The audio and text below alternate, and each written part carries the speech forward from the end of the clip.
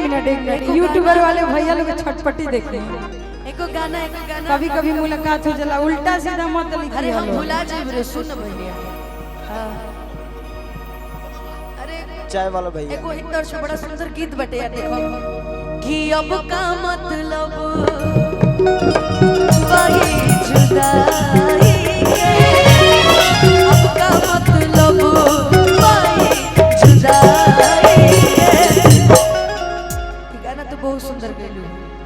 लेकिन ये बतावा हाथवा दो हम लड़की होई रे जी ये लाइन आपके लिए अते तो बदल गई तोरा माई के नया पने अगतिया हमें लगाई ओ अपने अगतिया हमें लगाई अते तो बदल गई तोरा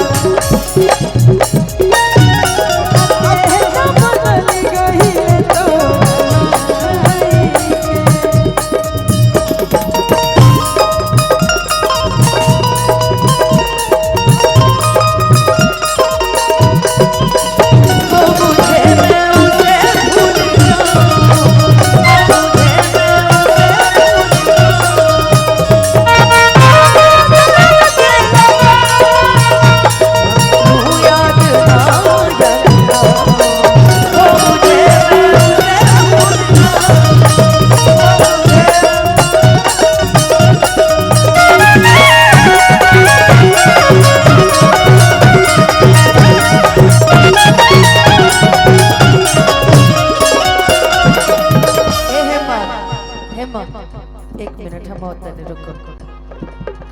हमारी एक मिनट यूट्यूबर वाले भैया लोग छटपटी देखे एको गाना कभी कभी मुलाकात हो जाला उल्टा सीधा मत अरे लिखिए। हम भुला जाइब रे सुन भैया। हां अरे चाय वाला भैया एको हिंदर से बड़ा सुंदर गीत बटे यार देखो कि अब का मतलब वही जुदाई के अब का मतलब वही जुदाई के।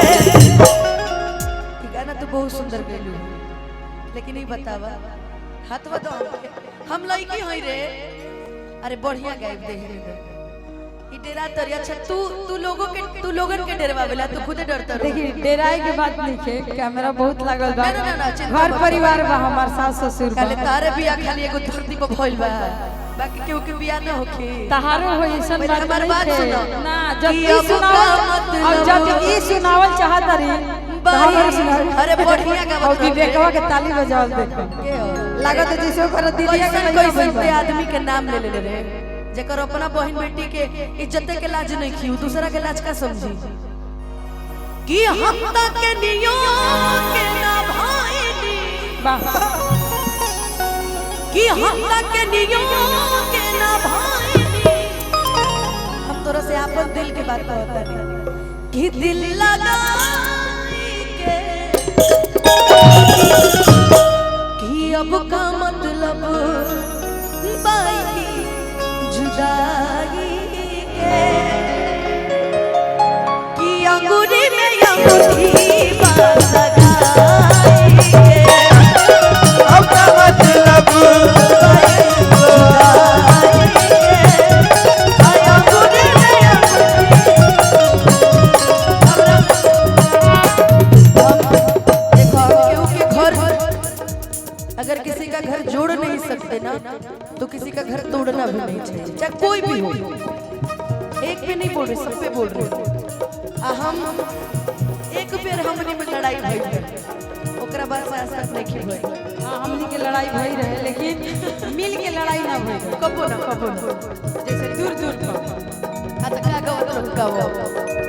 और देखिए सेट सॉन्ग के नहीं गावे के भाई हमारे बियाह शादी हो गई बियाह शादी गाए वाला को साइड सॉन्ग लगावे लगा का गइला की जरूरत है? कल्पना दीदी के इतना साल हो गए बियाह के साइड सॉन्ग गावत रही ना उनकरा से बढ़िया क्यों गावे दीदी कैमरा के सामने सब कुछ ना कहल जाला अरे यार गीत गावो ना कौन जरूरत है बात करे के कुछ आपनो होखेला बाकी ना लेकिन जब सेट सॉन्ग के बात आइला तो हम दुगो गनी हम ऐसे सेट सॉन्ग ना गए हेमा पांडे एगो एही से बात तो हम खुशी भइल। जब हाथना कैमरा लागल बा दीदी त एगो हम बात कहल चाहत अनुपमा दीदी से कभी कभी मंच पर मुलाकात कभी कभी का आज भई बहुत दिन बाद बहुत दिन बाद और बहुत बहुत धन्यवाद मयंक जी के और मामा जी उत्कर्ष जी के तू जितना उनकरा के तो बबुआ जहां जी बा हमरा के याद रखो इतना तो उनकरा के गरिएले बड़ू पिछला एक हफ्ता ना सोती हम ना काल जाके इंस्टाग्राम पर फोटो डालब तारा संगे सिंगल फोटो खिंचवाएगा मंच पर और सुनी इतना कैमरा लागल बा एगो हम बात कहल चाह मंच के माध्यम से कि हम पारंपरिक गीत गाइला बियाह शादी में लोग बोलावेला दुल्हा के चाहे दुल्हन के घर वाला के गाली गीत गावे खातिर ठीक बा पारंपरिक गीत ये होला हमनी के घरे जौन बेटी बहन गावत लोग ये होला लेकिन आज पारंपरिक गीत के नाम खाली देख कुछ कलाकार लोग जौन मंच पर खड़ा होके टोनबाजी करता लोग इशाराबाजी करता लोग चाहे फीमेल होके चाहे मेल सिंगर होके बस हम ये रिक्वेस्ट करब कि प्लीज पारंपरिक गीत के ना ना कोई फीमेल ई ना कह कि लड़की गलत त लड़का सही है लड़का गलत त लड़की सही ना दोनों में कमी बा अगर हम मंच पे चढ़ते हैं कोई गाली दे रहा है हमको चुपचाप माइक रख के हम नीचे उतर जाएंगे बात खत्म उससे बहस करने की जरूरत क्या है